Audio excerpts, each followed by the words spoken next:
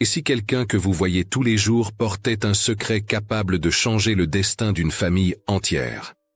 En 1947, dans la ville tranquille d'Angers, un photographe itinérant prit une simple photo de famille devant une maison en pierre. Rien d'extraordinaire. Un père, une mère, 2 enfants et un oncle discret dans l'ombre de la porte. Mais derrière ce sourire figé, se cachait un amour interdit, enfoui depuis plus de 17 ans. Des décennies plus tard, quand la vérité fut enfin dite, elle bouleversa tout ce qu'on croyait savoir sur le devoir, la loyauté et le prix du silence.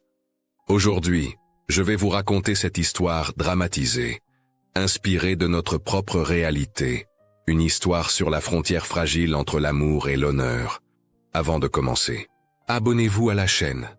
Laissez un j'aime si vous aimez les récits humains qui touchent le cœur, et dites-moi dans les commentaires de quelle ville vous nous regardez. Ce que vous allez entendre n'est pas seulement une histoire du passé, c'est un miroir de ce que nous sommes capables de taire, par amour. Cette photographie de 1947 cache un secret que personne dans le village d'Angers n'aurait pu deviner.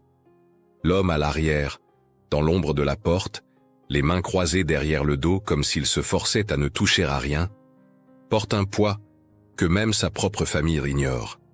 Louis Delaunay, 42 ans, célibataire, gérant discret de l'épicerie familiale. Mais ce que cette posture garde vraiment, c'est un amour silencieux qui dure depuis 17 ans. Un amour pour Hélène, la femme de son frère Henri. Pour comprendre comment un homme peut aimer en silence pendant presque 2 décennies, il faut revenir en 1930, quand la France traverse la crise qui détruit 40% des petits commerçants du pays. Louis et Henri Delaunay sont fils d'un cheminot sévère, qui rentre chaque soir avec les mains noires de graisse et le regard durci par l'épuisement. Henri, l'aîné de 27 ans, pragmatique, travaille depuis l'adolescence. Louis, 25 ans, est celui qui rêve d'étudier, de lire, de sortir de ce cercle étouffant de la classe ouvrière provinciale.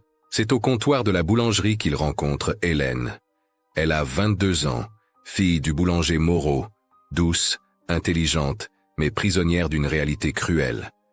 Les registres commerciaux d'Angers entre 1930 et 1960 confirment que les familles de commerçants mariaient leurs filles pour consolider des alliances économiques.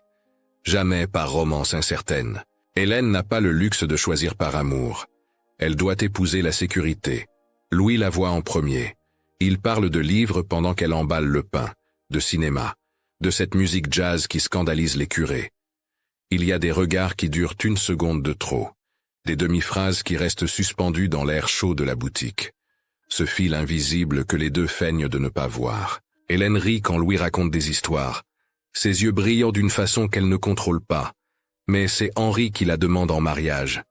Il peut offrir ce que Louis ne peut pas. Une épicerie modeste mais en expansion, un nom stable, un avenir sans risque.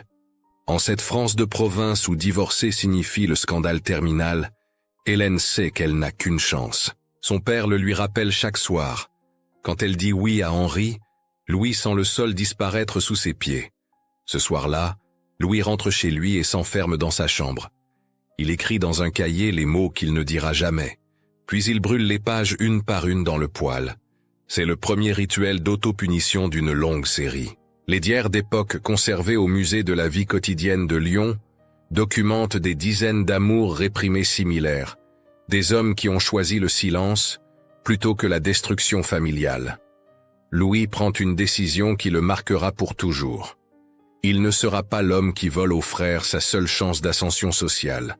Il tue l'impulsion avant qu'elle ne devienne acte. Le jour du mariage, en 1935, il aide à décorer l'église Sainte-Croix.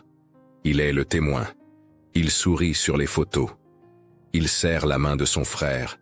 Il embrasse la joue d'Hélène et sent ses propres mains trembler comme si elles touchaient du feu.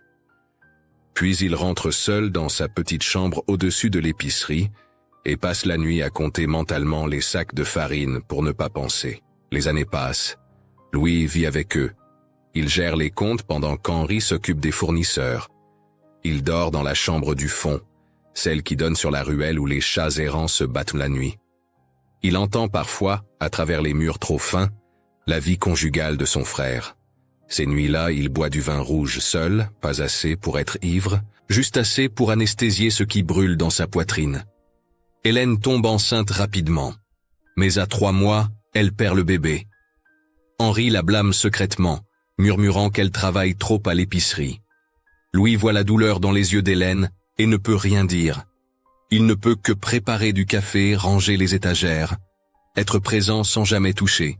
Les médecins de famille de cette époque notent dans leur correspondance des cas fréquents de mélancolie masculine non diagnostiquée. Des hommes qui s'éteignent lentement, sans que personne ne comprenne pourquoi. En 1936, Hélène donne naissance à Élise. Puis, en 1939, à Marc. Louis devient l'oncle dévoué. Il leur apprend à lire, leur raconte des histoires le soir quand Henri est fatigué. Il cultive un petit jardin derrière la maison, créant des variétés rares de roses qui deviennent sa seule forme de beauté permise. Mais chaque fois qu'Élise l'appelle tonton Louis et court vers Henri en criant « Papa », quelque chose se brise un peu plus à l'intérieur. Les gens du village commencent à poser des questions. Quand est-ce que Louis va se marier? Il a déjà 35 ans. 3 femmes convenables manifestent de l'intérêt. Marguerite, la fille du pharmacien. Thérèse, la veuve du postier. Simone, la couturière qui rit fort et sent la lavande. Louis les refuse toutes avec une politesse glaciale. Il ne peut pas expliquer que son cœur est occupé par une femme qu'il voit chaque jour au petit déjeuner et qu'il ne touchera jamais. Henri ne remarque rien. Il est trop absorbé par l'expansion du commerce, par les chiffres, par prouver au village qu'un fils de cheminot peut réussir. Il traite Hélène avec une possession distraite. Ma femme, ma maison, mes enfants, comme des actifs dans un bilan comptable. Il ne voit pas le regard qu'elle échange parfois avec Louis au-dessus de la table du dîner, ce regard qui ne dit rien et dit tout. Puis vient 1940. L'Allemagne envahit la France. Les mobilisations commencent. Henri, 44 ans, est appelé au front. Le jour de son départ, il serre Louis dans ses bras et murmure une phrase qui deviendra le poids moral le plus lourd que Louis portera jamais. « Protège-les. Promets-moi que ma famille ne manquera de rien. » Louis promet. Et cette promesse devient sa prison dorée pour les 5 années les plus longues de sa vie. L'occupation transforme Angers en ville de peur. Les soldats allemands patrouillent dans les rues pavées où Louis et Hélène font la queue pour le pain rationné. Les archives nationales révèlent que 60% des familles françaises ont participé au marché noir pour survivre. Et l'épicerie Delaunay ne fait pas exception. Louis négocie avec des fournisseurs douteux, pendant qu'Hélène cache de la nourriture sous le plancher pour la revendre discrètement. C'est une survie qui salit les mains et use l'âme. Les nuits de couvre-feu sont les plus dangereuses. Pas à cause des soldats, mais à cause du silence forcé qui les enferme ensemble dans la maison trop petite. Hélène dort dans la chambre conjugale devenue trop grande pour une seule personne. Louis reste dans la sienne, à 2 mètres de couloir qui ressemblent à un abîme moral. Il compte les lattes du plafond. Il récite mentalement des listes de provisions. Tout pour ne pas penser à elle seule derrière cette porte. Les lettres d'Henri arrivent sporadiquement. Des mots brefs, censurés par l'armée, qui ne disent rien de la vraie guerre. Hélène les lit à voix haute aux enfants, mais Louis voit ses mains trembler sur le papier fin. Il voit les larmes qu'elle retient jusqu'à ce qu'Élise et Marc soient couchés. Puis elle s'effondre sur la table de la cuisine et pleure en silence, le visage dans les mains. Un soir de février 1943, après une descente de soldats dans la rue, Hélène ne peut plus. Elle s'assoit sur le sol de la cuisine, le dos contre le mur froid, et sanglote en disant qu'elle ne supporte plus, qu'elle a peur de ne jamais revoir son mari, que les enfants demandent chaque jour où est papa, et elle ne sait plus quoi répondre. Louis s'agenouille à côté d'elle. Il ne touche pas. Il reste là, à 30 centimètres, les mains tremblantes sur ses propres genoux. Hélène lève les yeux. Dans la pénombre de cette cuisine éclairée par une seule bougie, leurs regards se croisent. Pendant un instant qui dure une éternité, le monde pourrait basculer, elle pourrait se pencher, il pourrait tendre la main. Tout ce qui les sépare, c'est 30 centimètres, et une promesse faite à un frère qui se bat quelque part en Belgique. Mais Louis recule. Il se lève si brusquement qu'il renverse une chaise. Il sort de la cuisine, monte l'escalier, s'enferme dans sa chambre et passe la nuit assis contre la porte, les poings serrés, répétant comme une prière la phrase qu'il a dite à Hélène avant de fuir. « J'ai promis à mon frère que vous ne seriez jamais seul. » C'est la limite qu'il trace, la ligne qu'il ne franchira jamais, même si elle le détruit lentement.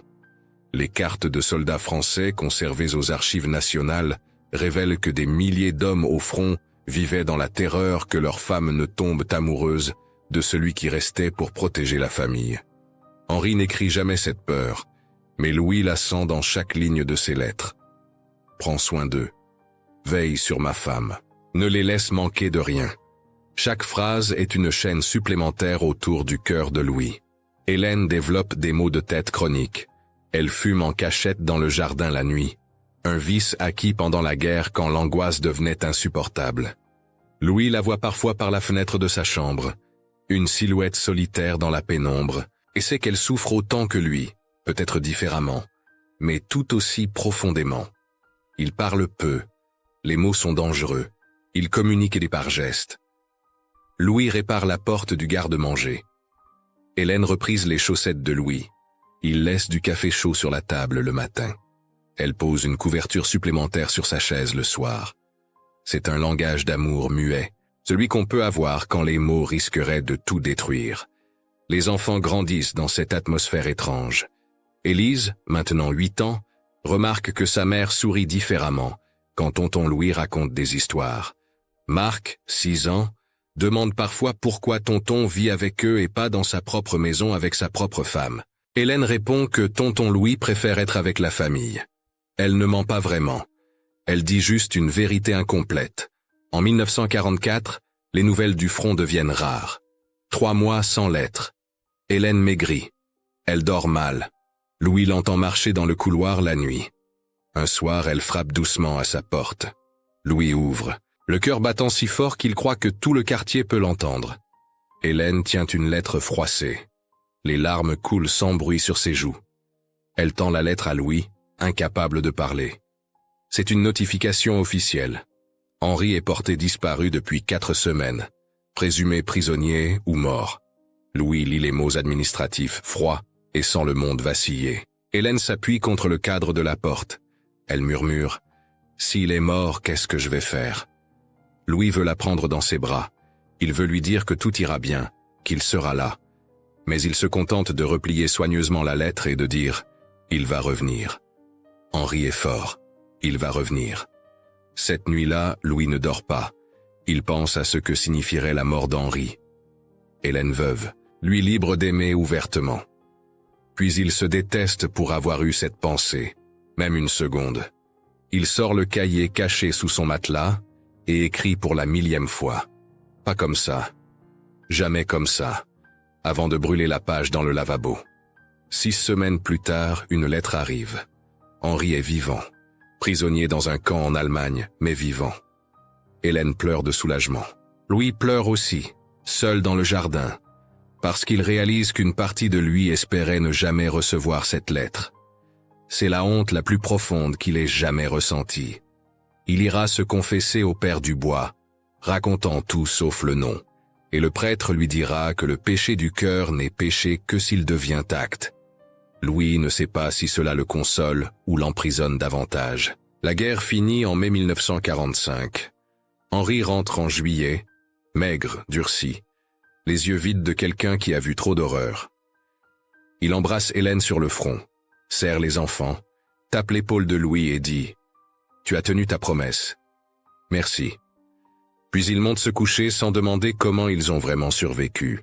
Quel sacrifice Hélène a fait, combien de nuits Louis est resté éveillé à protéger une maison qui n'était pas la sienne, pour des gens qu'il aimait trop.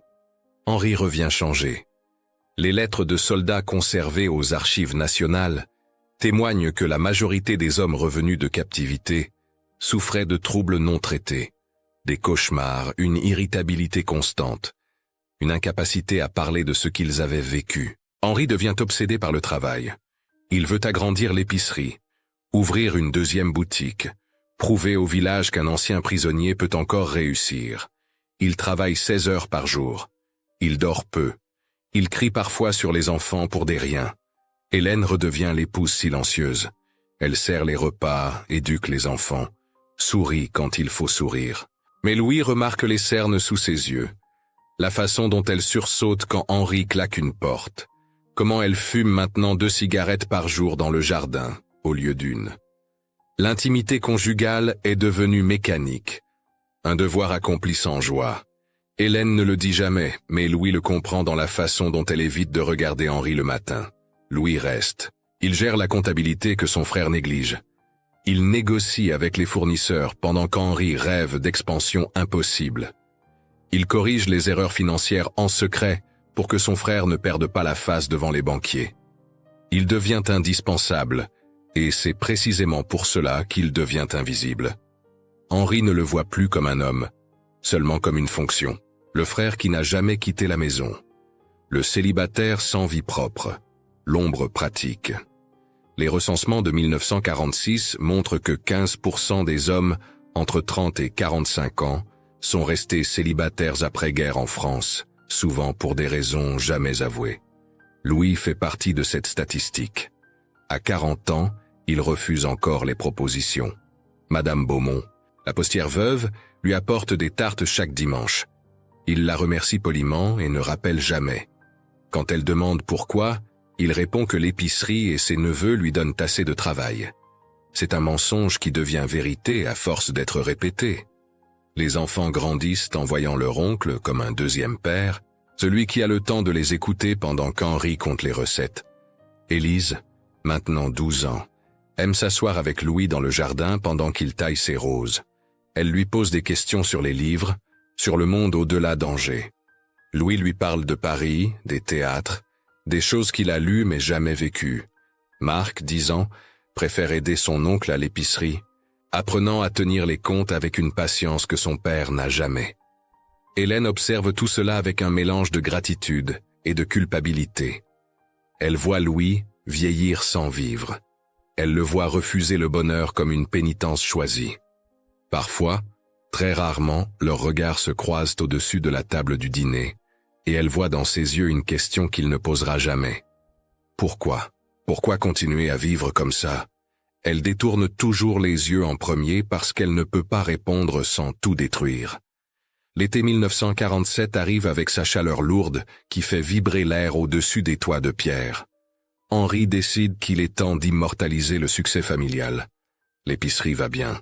Ils ont 2 enfants en bonne santé. Ils ont survécu à la guerre. Les photographies itinérants parcourent les villages à cette époque, offrant aux familles de la classe moyenne provinciale une chance de fixer leur ascension sociale sur papier. Henri engage Monsieur Levasseur, photographe réputé, pour un portrait dimanche matin devant la maison familiale. Louis ne veut pas être sur la photo. Il invente une excuse, un rendez-vous avec un fournisseur, n'importe quoi. Mais Henri insiste. Tu fais partie de cette famille. Tu dois être là. Hélène ne dit rien, mais Louis voit dans son regard une prière silencieuse. Reste. Ne pars pas. Alors il reste, comme toujours. Le dimanche, il se prépare. Henri met son costume sombre, celui acheté avant-guerre qui tire maintenant un peu aux épaules. Hélène porte une robe simple, bleue, avec un col blanc qu'elle a cousu elle-même. Elle a développé un talent pour la couture pendant la guerre et vend maintenant discrètement des pièces aux femmes du village. Un revenu secret qui lui donne une indépendance minuscule, mais précieuse. Les enfants sont brossés, coiffés, intimidés par l'importance du moment. Louis descend en dernier. Il a passé une demi-heure à nouer sa cravate, les mains tremblantes. Il sait que cette photo restera, que dans 50 ans, quelqu'un regardera ce cliché et verra une famille normale. Personne ne verra le tremblement intérieur. Personne ne verra l'homme qui aime en silence depuis 17 ans. Monsieur Levasseur installe son trépied devant la maison de pierre, architecture typique du XVIIIe siècle qu'on trouve partout à Angers. Il positionne la famille selon les conventions de l'époque. Le père au centre, figure d'autorité, la mère à côté, légèrement en retrait. Les enfants devant, accrochés aux jupes maternelles. Et l'oncle célibataire? Monsieur Levasseur hésite. Mettez-vous là, derrière, près de la porte. Oui, comme ça. Louis se place dans l'ombre du cadre de porte. Il croise les mains derrière le dos. Ce n'est pas le photographe qui le lui demande. C'est un geste qu'il fait instinctivement, comme s'il se forçait à ne toucher à rien, à ne revendiquer aucune place dans ce tableau familial. Il est là, mais il n'est pas là. Visible et invisible à la fois. Henri met sa main sur l'épaule d'Hélène, un geste possessif qui ne ressemble pas à de la tendresse. Ma femme, ma famille, mon succès. Hélène sourit, ce sourire contrôlé qu'elle a perfectionné au fil des années. Celui qui dit « tout va bien » sans que ce soit vraiment vrai. Les enfants se tiennent sages, impressionnés par la gravité du moment. Monsieur Levasseur disparaît sous le tissu noir de son appareil. Ne bougez plus. 1, 2, 3. Le clic du déclencheur fige ce mensonge parfait. Une famille heureuse de la classe moyenne française. Post-guerre, prospère, unie. Personne ne voit les fissures. Personne ne voit l'homme dans l'ombre qui retient son souffle, qui compte mentalement pour ne pas penser, qui serre ses propres poignets derrière son dos jusqu'à ce que ça fasse mal. Après la photo, il rentre prendre le déjeuner dominical. Hélène a préparé un pot-au-feu. Henri parle de ses projets d'expansion. Les enfants se chamaillent. Louis mange en silence, comme toujours. À un moment, Hélène lui passe le sel. Leurs doigts se frôlent une seconde. Elle retire sa main rapidement, comme si elle avait touché quelque chose de brûlant. Louis ne lève pas les yeux de son assiette. Henri ne remarque rien. Il ne remarque jamais rien. Les années passent comme de l'eau qui s'écoule lentement. 1950, 1955, 1960. Louis vieillit dans l'ombre. Ses cheveux grisonnent aux tempes. Ses mains développent ces taches brunes que portent les hommes qui ont trop travaillé. Il porte des lunettes maintenant pour lire les registres de comptabilité. À 55 ans, il ressemble à un vieillard fatigué, alors que d'autres hommes de son âge ont des petits-enfants et des souvenirs de jeunesse vécue. Henri ouvre effectivement une deuxième épicerie, puis une troisième. Il devient un notable local, membre de la chambre de commerce, invité aux réceptions municipales. Il parle fort dans les cafés, claque les épaules des autres commerçants, se vante de sa réussite. Mais chez lui, il est distant, irritable, obsédé par les chiffres. Il traite Hélène comme une possession, ma maison, mes enfants, mon empire, des actifs dans un bilan qui lui prouve qu'il a vaincu la pauvreté de son enfance. Hélène vieillit avec une grâce triste. À 50 ans, elle apprend le piano, réalisant enfin un rêve retardé de 30 ans. Elle rejoint un groupe de femmes qui se soutiennent, veuves et épouses fatiguées qui partagent leur silence autour du thé. Elle cultive son jardin d'herbes médicinales, aide les voisins malades, trouve des petites joies dans les marges d'une vie qui n'a jamais été vraiment la sienne. Quand des amis lui demandent si elle est heureuse, elle répond toujours la même chose. J'ai eu de la chance, et c'est vrai, dans un sens tordu. Elle aurait pu avoir pire. Louis continue. Il corrige les erreurs de son frère. Il console Hélène quand Henri est cruel. Il écoute les problèmes des enfants devenus adultes. Élise se marie en 1958. Marc part étudier à Paris en 1960. Louis est là pour tous les moments importants. Toujours en retrait, toujours nécessaire, mais jamais central. Les diaires d'époque documentent ces vies d'hommes qui s'effacent, qui deviennent des fantômes dans leur propre existence. Nécessaires mais jamais vraiment vus. Puis vient l'hiver 1963. Henri a 68 ans. Il se plaint de douleurs à la poitrine depuis des mois, mais refuse de consulter un médecin parce que les hommes forts ne se plaignent pas. Un matin de janvier, il s'effondre derrière le comptoir de l'épicerie. Crise cardiaque massive. On le transporte à l'hôpital Saint-Louis d'Angers. Les médecins sont clairs. Son cœur est usé. Il lui reste peut-être des semaines, peut-être des jours. La famille se réunit à l'hôpital. Élise arrive de Lyon avec ses 2 enfants. Marc rentre de Paris. Hélène passe les nuits sur une chaise inconfortable dans le couloir. Louis reste aussi silencieux, apportant du café, gérant les détails pratiques que personne d'autre ne pense à gérer. Henri dérive entre morphine et sommeil. Quand il est conscient, il ne parle presque pas. Il serre juste la main d'Hélène avec une force désespérée qui dit tout ce qu'il n'a jamais su exprimer autrement. Un après-midi, Hélène sort pour parler avec le médecin. Marc est descendu fumer. Henri dort, sa respiration sifflante rythmant le temps qui s'écoule. Dans la salle d'attente aux murs verts délavés, Il ne reste que Louis et Élise. Elle a 32 ans maintenant, mariée, mère de famille, une femme qui a hérité de la lucidité tranquille de sa mère. Elle observe son oncle depuis 1 heure, cet homme de 58 ans qui n'a jamais vécu, qui s'est usé à protéger une famille qui n'était pas la sienne. Élise se penche vers lui. Sa voix est douce mais directe. « Tonton, pourquoi vous n'êtes jamais parti? Pourquoi vous ne vous êtes jamais marié? Pourquoi vous n'avez jamais pensé à votre propre vie ?» Louis essaie de détourner la conversation. Il marmonne quelque chose sur la famille, les responsabilités. Mais Élise ne lâche pas. Elle pose sa main sur celle de son oncle. « S'il vous plaît, je suis assez grande maintenant pour comprendre. Dites-moi la vérité. » Quelque chose se brise dans Louis à ce moment-là. Peut-être est-ce l'épuisement de 40 ans de silence. Peut-être est-ce la mort imminente de son frère qui rend tout cela soudainement inutile. Peut-être est-ce simplement qu'il n'a plus la force de porter seul ce poids invisible. Il regarde Élise et voit dans ses yeux une compréhension qui l'autorise enfin à parler. Pas pour se justifier, pas pour demander pardon, juste pour laisser un témoignage propre avant que tout s'efface. Il parle à voix basse, les yeux fixés sur le sol de linoléum gris.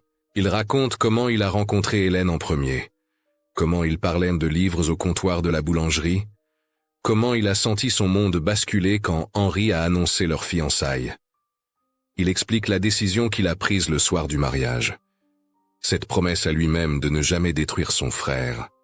Il décrit la guerre, les nuits impossibles où il se forçait à rester dans sa chambre alors qu'Hélène pleurait seule.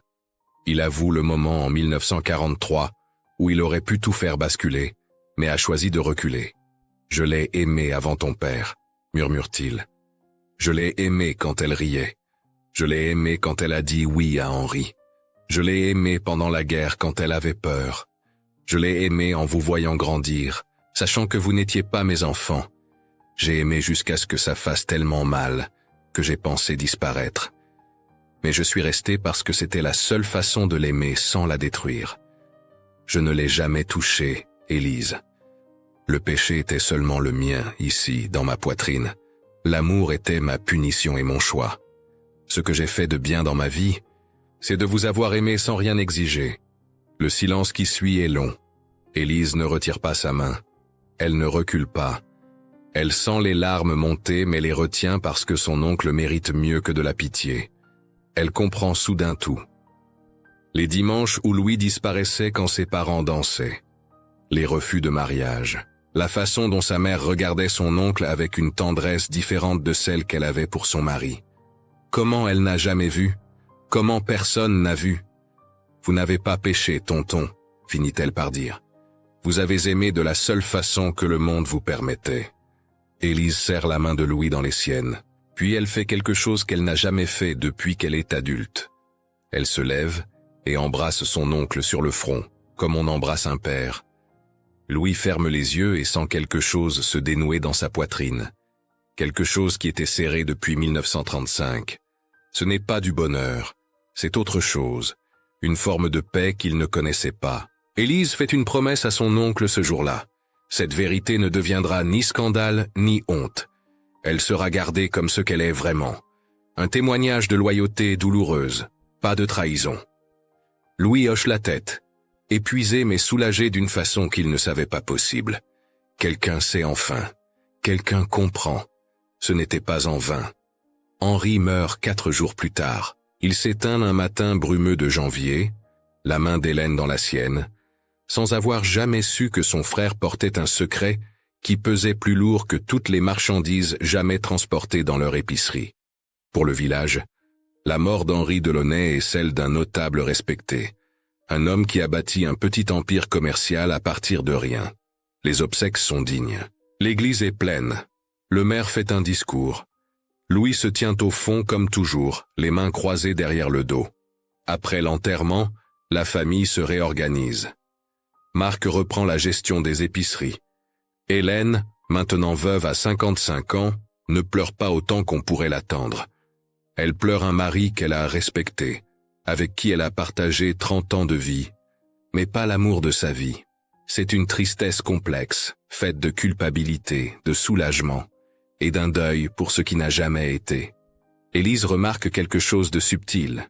Sa mère regarde Louis différemment maintenant.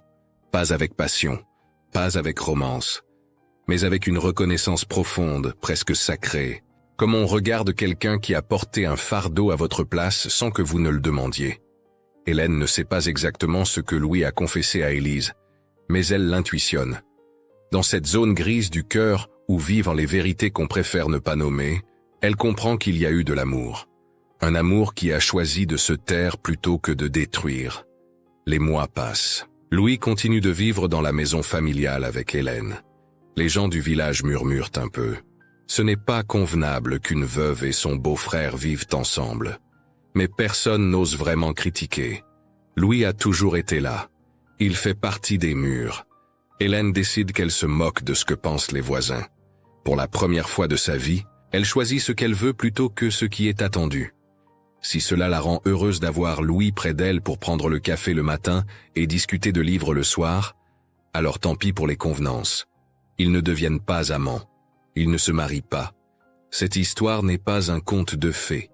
Mais quelque chose change. Ils parlent plus. Ils rient parfois. Louis joue du piano pendant qu'Hélène coude. Elle commande ses roses. Il goûte ses tartes. C'est une intimité simple, celle qu'ils auraient peut-être eue s'ils avaient eu 30 ans de moins et un monde différent. Ce n'est pas le grand amour romantique. C'est quelque chose de plus tranquille, de plus vrai. Une tendresse de fin de vie entre deux personnes qui se sont protégées mutuellement sans jamais se posséder. Louis vieillit doucement. À 60 ans, il ralentit. Ses mains tremblent davantage. Il marche plus lentement. Mais il sourit plus aussi, d'un sourire qui n'est plus forcé. Élise vient le voir chaque dimanche avec ses enfants. Elle raconte à ses propres enfants que leur grand-oncle Louis est un homme bon qui a aimé sa famille plus que lui-même. Elle ne dit pas plus, pas encore. Ils sont trop jeunes. Mais un jour elle leur dira, pas comme un secret honteux, comme une leçon. Un soir d'automne 1966, Louis s'assoit dans son fauteuil préféré, celui près de la fenêtre qui donne sur le jardin de roses qu'il a cultivé pendant 40 ans. Il se sent fatigué d'une fatigue qui ne part plus. Hélène prépare du thé dans la cuisine. Il entend le bruit familier de la bouilloire, des tasses qu'on sort, des gestes quotidiens qui ont rythmé leur vie ensemble, sans jamais vraiment l'être. Il ferme les yeux et pense qu'il a eu une bonne vie, finalement.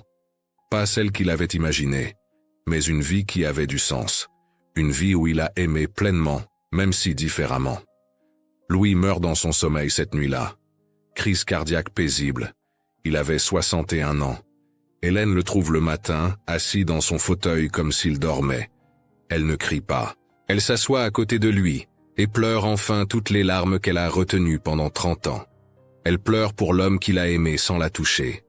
Elle pleure pour la vie qu'ils n'ont pas eue. Elle pleure pour le sacrifice silencieux qui a permis à sa famille de rester intacte. Les funérailles de Louis sont simples. Moins de monde que pour Henri. Juste la famille, quelques amis fidèles, les familles pauvres qu'il a aidées en secret pendant des années sans que personne ne le sache. Le père Dubois, maintenant très âgé, fait l'éloge funèbre. Il parle d'un homme qui a aimé sans égoïsme, qui a servi sans demander reconnaissance, qui a été le pilier invisible d'une famille, qui ne s'est jamais effondré grâce à lui. Avant de fermer le cercueil, Hélène fait quelque chose que personne n'attendait.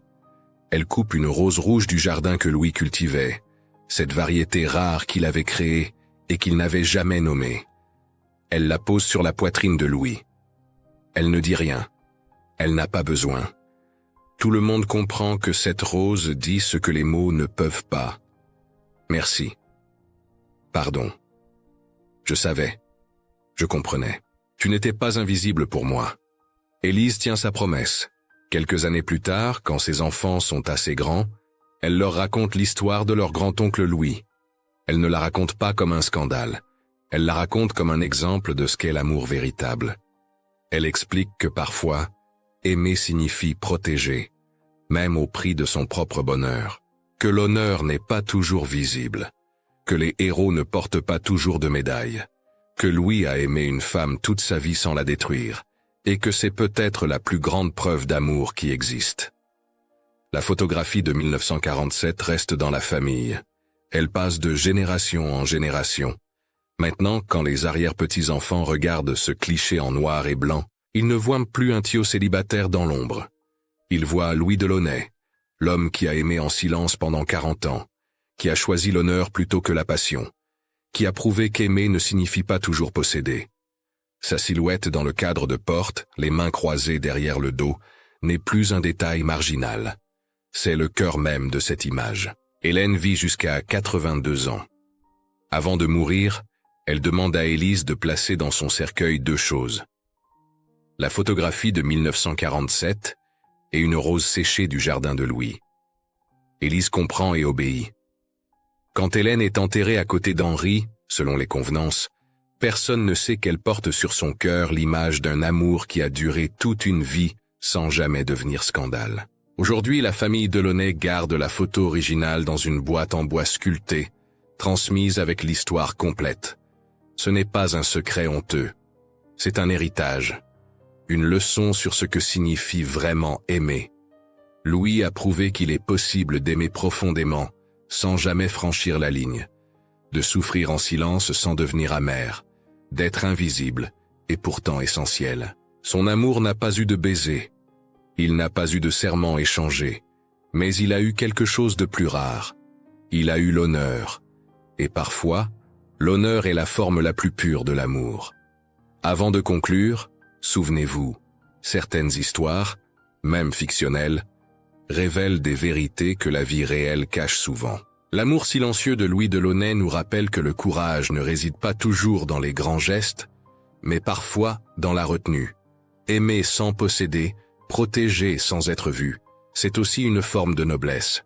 Il nous enseigne que le véritable honneur, c'est de choisir la loyauté même quand le cœur brûle. Et vous, qu'auriez-vous fait à la place de Louis? Pensez-vous qu'il ait eu raison de se taire si longtemps? Croyez-vous qu'un amour non vécu puisse être aussi fort qu'un amour partagé? Ces questions n'ont pas de réponse unique. Elles nous renvoient à nos propres silences, à nos propres choix. Si vous êtes resté jusqu'ici, écrivez le mot « honneur » dans les commentaires pour que je sache que vous avez ressenti cette histoire. Dites-moi aussi de quelle ville vous venez. La France est faite de tant de mémoires différentes. Et si vous connaissez une vieille histoire de votre famille, une histoire d'amour, de secret ou de loyauté oubliée, racontez-la nous. Peut-être inspirera-t-elle une prochaine histoire du canal. Merci d'avoir partagé ce moment avec nous. Abonnez-vous pour découvrir d'autres récits humains, touchez le cœur pour liker, activez la cloche pour ne rien manquer, et cliquez sur la carte à la fin pour voir la prochaine histoire. Parce qu'au fond, ce que nous racontons ici, ce sont moins des drames que des miroirs de ce que nous aurions pu vivre ou aimer autrement.